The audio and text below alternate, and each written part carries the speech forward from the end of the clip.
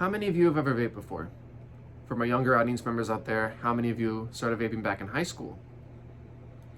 Yeah, that's to be expected.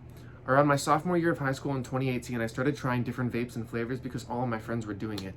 Vapes were all around me, and it was really hard to not get sucked in, literally. Most of them eventually had a vape called a Juul, I'm sure you've heard of it. This product, released by Juul Labs in 2015, was made to deliberately target children and teenagers. By 2019, all of my friends were addicted to nicotine, and they had no intentions of quitting. This is exactly what Juul Labs wanted.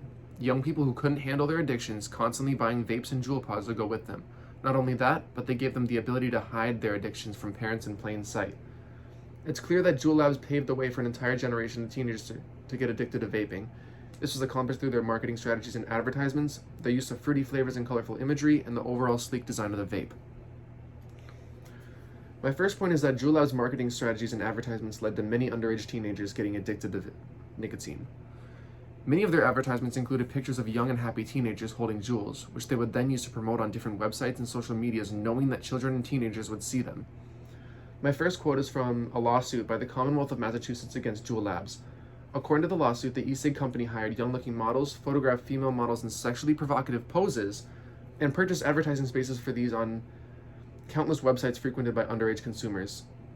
For example, sites where preschoolers would play games like Nick Jr. and Nick.com. I used to play games on these sites when I was around 13 years old, and vaping companies like Juul Labs were trying to exploit that for their own gain.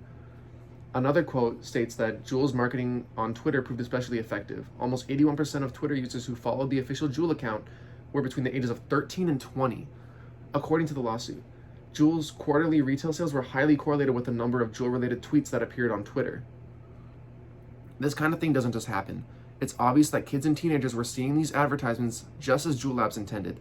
They wanted to try Juuls for themselves, unknowingly spreading this information to their friends and other people. It's the same idea with cereal. Bright colors, fruity flavors, and happy kids or teenagers in the ads. It's literally produced for children and to attract them to the products. Everyone remembers advertisements for cereals like Lucky Charms and Trix because usually they ended up wanting and purchasing the product.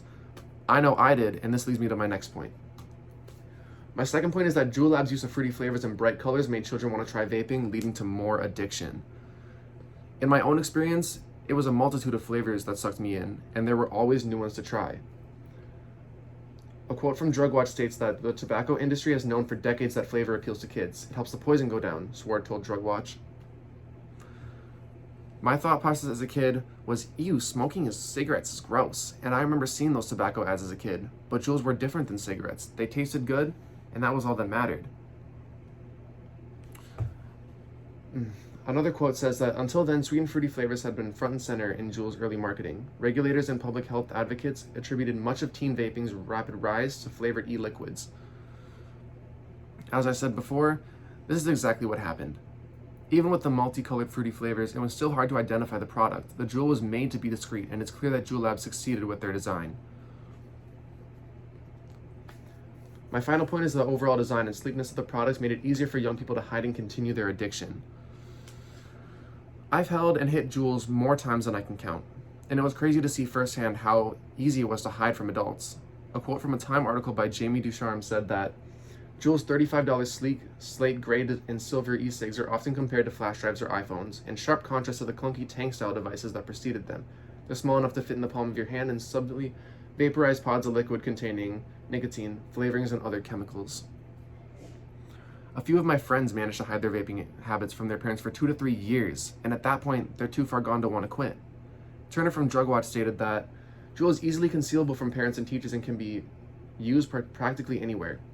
The complaint in Vail versus Juul Labs read, unlike traditional cigarettes, the scent does not linger on the body or on the breath of the user, making it undetectable after use.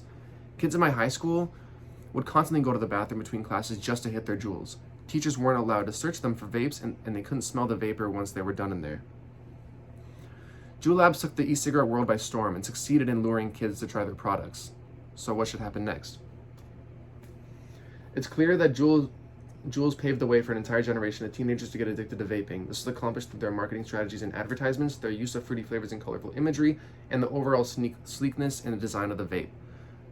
So many of us struggle with nicotine addictions, and a lot of the blame should be placed on Juul Labs for targeting younger generations. Holding Juul Labs accountable is hopefully the first step in preventing this epidemic from spreading any further and from happening again.